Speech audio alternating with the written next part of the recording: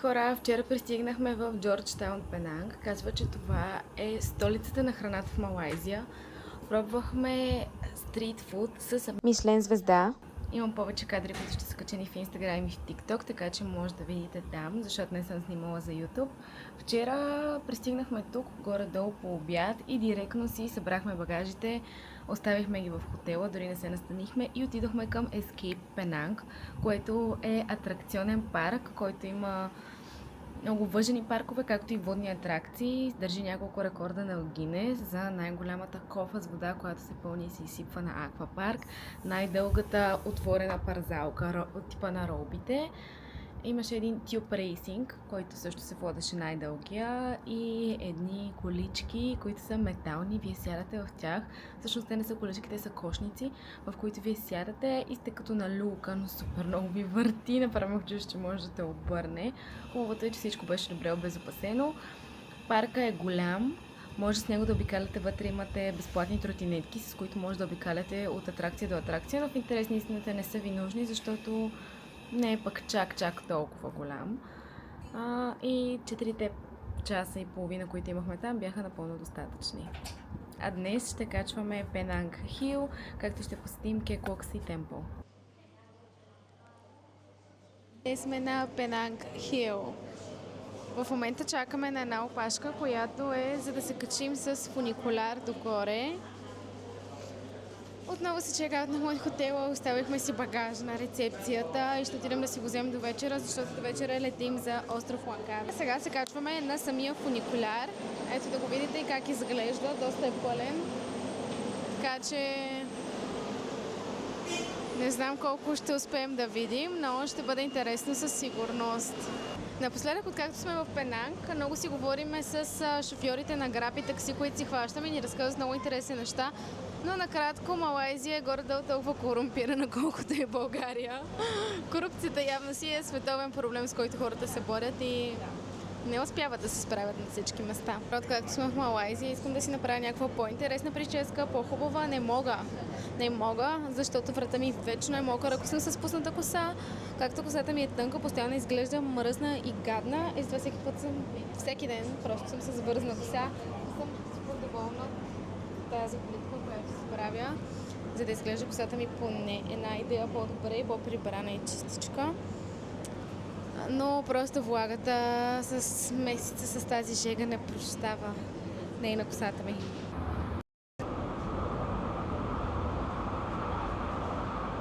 За жалост не можахме да се доберем отпред, където реално е най-хубавата гледка, но е много зелено и красиво и доста бързо се движи.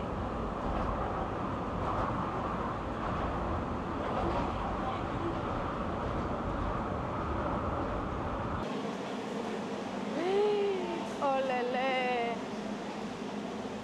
Ами да се надяваме, че ние докато... Да се надяваме, че ние докато стане време да се връщаме, опашката няма да е такава. Защото за надолу изобщо не чакахме, обаче сега вижте колко много хора чакат. Фуникуляра не знам по колко са били, да кажем 30 човека. Това не знам, и е на 15 минути. Сега ще минем на Skywalk-а. Просто вау! Колко много хора! Вижте колко красив е Джорджтаун от високо, с морето, високите сгради, малките къщички, хълмовете по средата. Даже не знам дали се вижда на камерата, но моста, който е. И е почти незабележима разликата, когато в далечината се прелива морето с небето.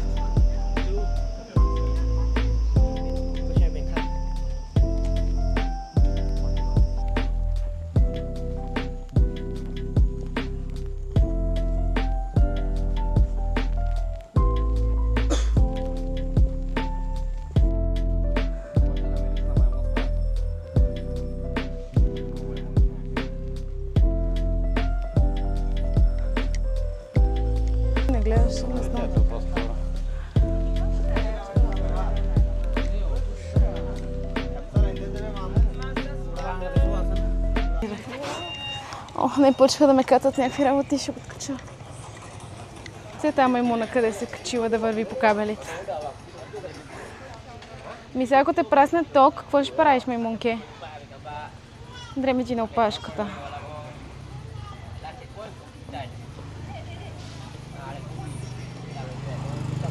Добре, Пенанг Хил, трябват ви удобни обувки и със сигурност много вода, за да се хидратирате, защото... да. Защото е доста топло, задушно и влажно. Качихме се отгоре. Не мога да си поема въздух, дори за да ви кажа каквото и да било. Но тук има два храма. Първия е индийски и хиндуистки, доколкото виждам. Ето там има и джамия. Шри Арулоли Тирумуруган.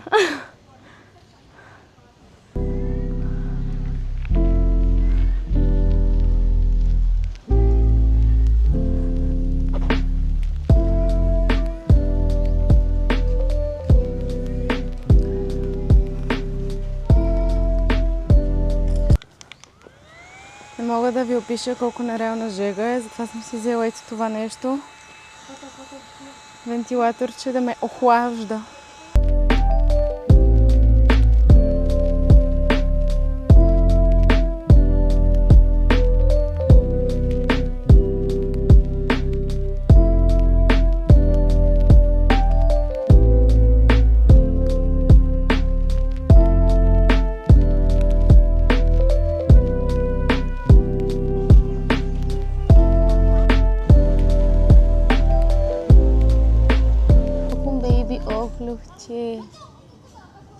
Отиваме на лов за маймуни, защото тук трябва да има един по-различен вид порода, не знам как се води, от тези, които обикновено виждаме и ми изглеждат доста интересни, так би ми било много яко да ги видим малко по-отблизо по възможност.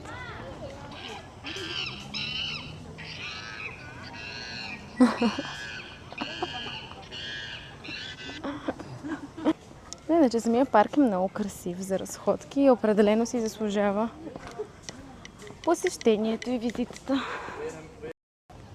Вижте ги слязоха.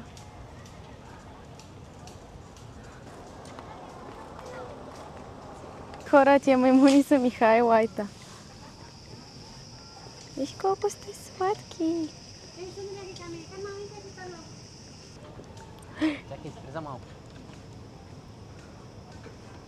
Олеле.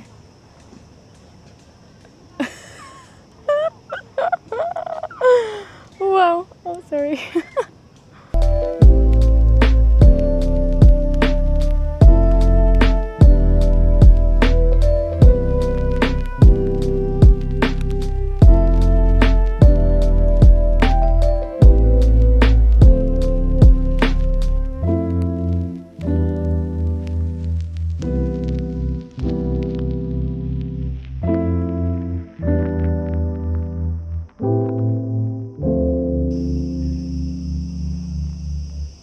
Номер 2 за деня Кеклокси Темпъл, ако го произнасям правилно.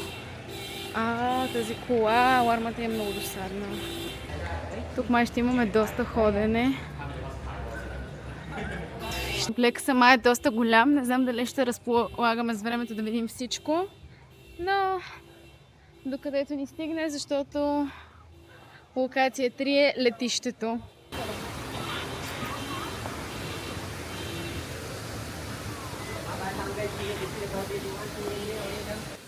Тук продават зеленчуци, с които да храните костенурките. Вау, колко са много!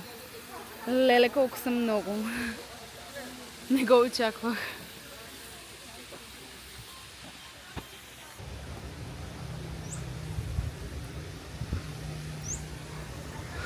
Там долу беше... колко голяма костенурка! Мале, колко е красиво!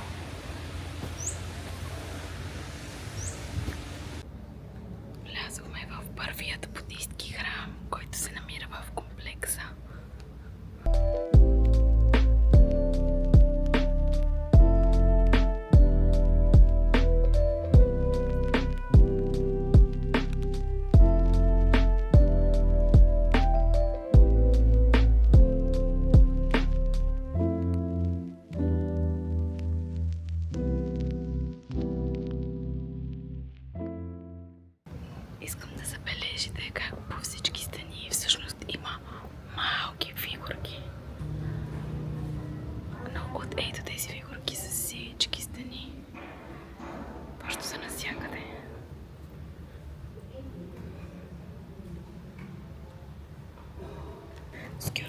ми се случват напоследък много гадни неща, откакто сме тук.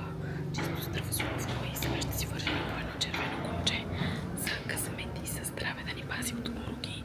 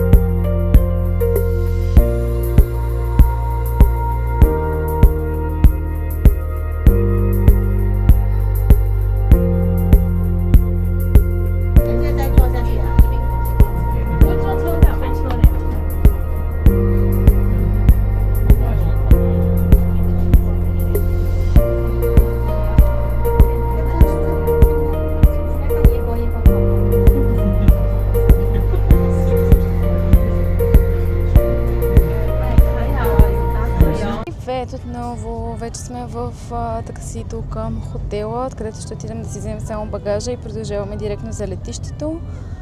Посетихме едни много красиви храмове. Комплексът беше много голям, с много различни храмове. Просто нямахме достатъчно време, за да ги разгледаме по-детайлно. Влязохме само в първия храм, а другите ги видяхме само отвън. Качихме се до най-високото ниво, тъй като те бяха като на различни етажи на височини. Но беше много красиво и нямаме търпение вече и двамата с Георги да дойде частта от почивката, която ще е по-спокойна, без толкова много бързане. Виж колко як Макдоналдс. Да, от 1968 година. 1900. Ме беше много интересна сградата. Да, точно. И тук е едно храмче, като за изпращане на Пенанг. Даже това е най-точно как изглежда. Доста добре си прекарахме тук, на мен ми допадна градчето. Доста по-голямо, отколкото очаквахме. И това най-ясно се видя днес, като бяхме на Пенанг Хил. А маймунките там колко сладки бяха!